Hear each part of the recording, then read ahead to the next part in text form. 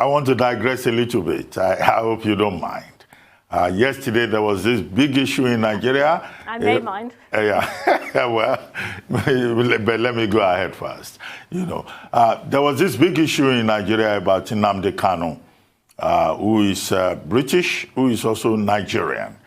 And then one of the big issues is about how the Nigerian court had taken his British passport, and then all of a sudden he traveled around the world with a British passport before he was arrested in Kenya.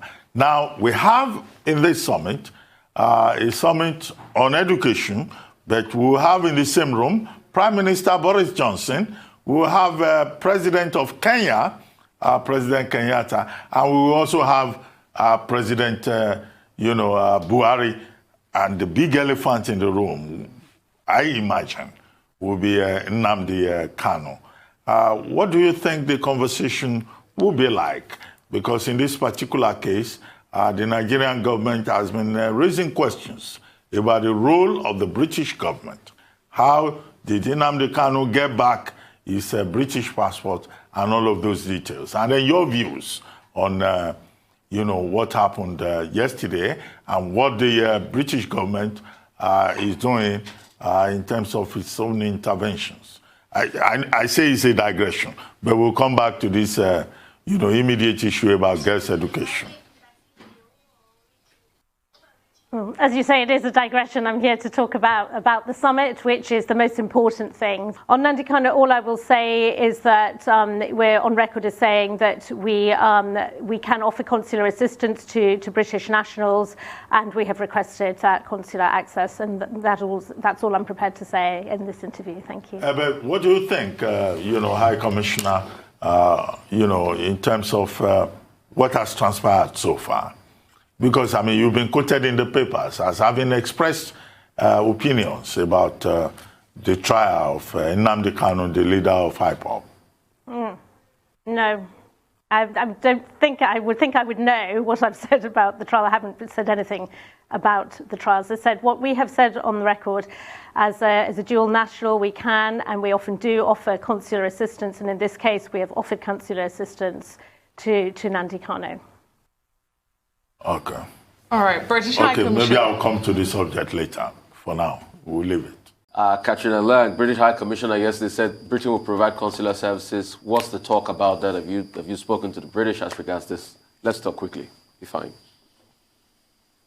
Thank you so much, Mr. Rufai. I'll be very quick about my response on this. So, I can confirm to you this morning that British High Commission, our British government, is not doing much about this case. I can confirm also to you that there's every likelihood of connivance in what happened in the fate of my client on the part of the British government. Because sometime in 2015, Nnamdi Kanu was arrested in Lagos, a British national. I know what happened. I know, therefore, they met. I know how they were keeping in constant communication with me, how they were visiting him, both in SSS, where he was initially detained, before taken to prison. They were there severally. Every 2 days, they used to visit him in prison, in DSS facility, when he was being kept detained there. And when he was transferred to prison, they were going and visiting him regularly. At times, they will make sure they will call to confirm from me about his medical state condition, whether they were still with medical expert. These are things they did in 2015, 16, 17, before he was granted bail. But today, as at yesterday was 27th of July, 2021. A British national was arrested was abducted on 19th of June, 2021, smuggled into Nigeria thereafter, and was taken to court on 29th. And these things happened to the knowledge of British government. And apart from that, we will not formally notify them about what's happening to his national. Because at the time Nnamdi Kanu was arrested in Kenya, he was arrested as a British national. He has already announced his Nigerian citizenship for 5 years or 6 years before now.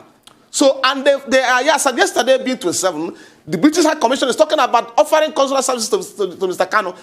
I wish I had opportunity of talking to him. I was asking the High Commissioner, why haven't you seen him since that time? Have they seen him? This is a pertinent question to ask them. They've not set their eyes on him. They can't talk less of offering any form of service to them. Today, I can confirm that to you. So, and you can ask, at least Mr. Bati will observe from the question, the manner he answered this question, that they are talking about that the Nandikan is not a serious issue they're discussing now in the educational summit going on in UK. That I have other serious issues they're discussing.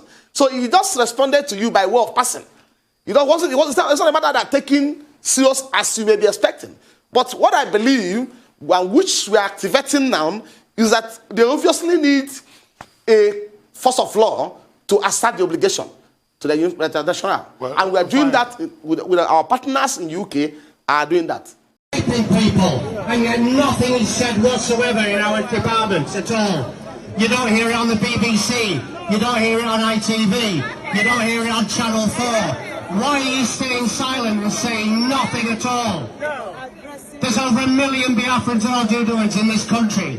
Do they not deserve a voice? You give them nothing, you give them no news whatsoever. So what exactly are you reporting back to the Foreign Commonwealth office here? We just spoke to 2 people who work in the office. They are totally unaware of what's going on in Biafra. How can that be? Catriona Lang is saying nothing. And if she is saying nothing, absolutely nothing. And if she is reporting back to the UK government on what's going on, then this whole country is in serious trouble. Serious trouble. Because if you can dampen down what's happening to its own citizens abroad, then we're in for a rough ride as a UK citizen.